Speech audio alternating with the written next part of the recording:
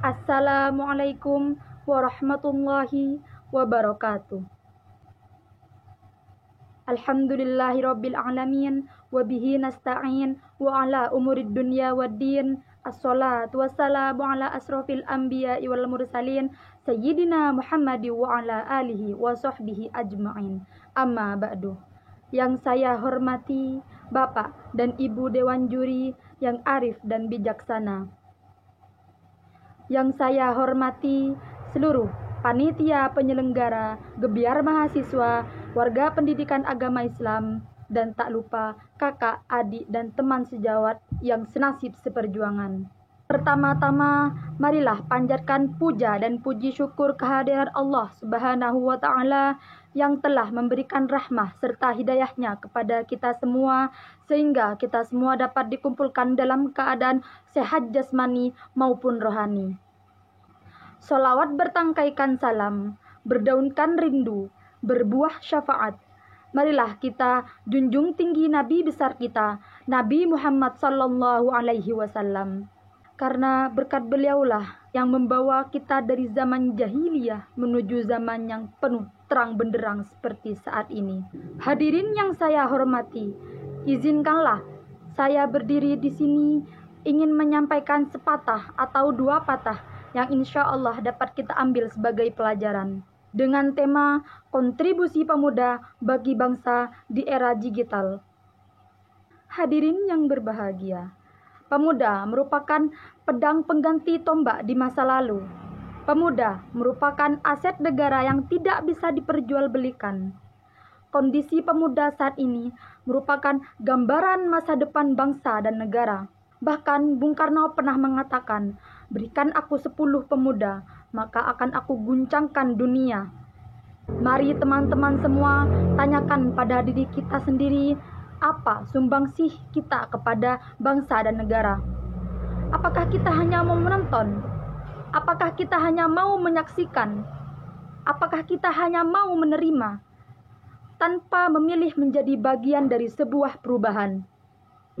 Hari ini, dengan perkembangan zaman teknologi dan pesatnya ilmu pengetahuan, maka kita sebagai pemuda tumbuhkanlah jiwa patriotisme, jiwa berpikir kritis, jiwa penuh dengan tanggung jawab. Jangan mau menjadi pemuda yang hanya aman di zona nyaman. Apa zona nyaman? Zona ketika kita tidak memiliki tantangan. Zona ketika kasur menjadi teman sejati. Ketika handphone lowbat, charger ditaruh di samping kasur, kemudian berbaring lagi. Hei pemuda, lakukanlah perubahan meskipun sekecil pasir di pantai. Jangan mau menjadi orang yang stagnan. Apa itu stagnan? Orang yang hanya berjalan di tempat. Bahkan Allah Subhanahu wa Ta'ala berfirman dalam Al-Quran surah Hud ayat 6 yang berbunyi, A'udzu billahi minasyaitonir rajim. Bismillahirrahmanirrahim. Wa ma min dabbatin fil ardi illa 'alallahi rizquha wa ya'lamu mustaqarraha wa mustawda'aha. Kullum fi kitabim mubin. Yang artinya, tidak ada satupun makhluk di muka bumi ini yang bergerak dalam kurung bernyawa kecuali Allah telah menjamin rezeki kepadanya. Dia maha mengetahui tempatnya dan maha mengetahui tempat persembunyiannya. Semua itu sudah tertulis dalam Alkitab Lauhul Mahfuz. Kesimpulan dari ayat tersebut ialah barang siapa yang mau bergerak, barang siapa yang mau bertindak, maka dia akan mendapatkan apa yang dia inginkan. Apalagi di era teknologi saat ini, era yang dimana semua kebutuhan dapat kita cari ketika kita membuka Google Search. Apa yang kita ingin ketahui, tinggal kita ketik di sana, maka yang kita inginkan akan kita temui. Jika kita pandai menulis dan merangkai kata-kata, ada wadah aplikasi yang bernama Wattpad dan Webtoon dan lain sebagainya. Jika kita pandai dalam bidang hitung-menghitung, maka ikutilah semua ajang Olimpiade Sains Matematika, baik itu berbasis online maupun offline. Jika kita ingin menjadi entrepreneur muda, maka kuasailah ilmu saham dan ilmu investasi. Hei anak muda, jangan sia-siakan kecanggihan revolusi industri saat ini. Kita hanya perlu semangat dan bertindak. Memang, berjalan menggunakan peta dapat membawa kita kepada tempat tujuan, tapi berjalan tidak menggunakan peta akan kita temui hal-hal yang tidak terduga.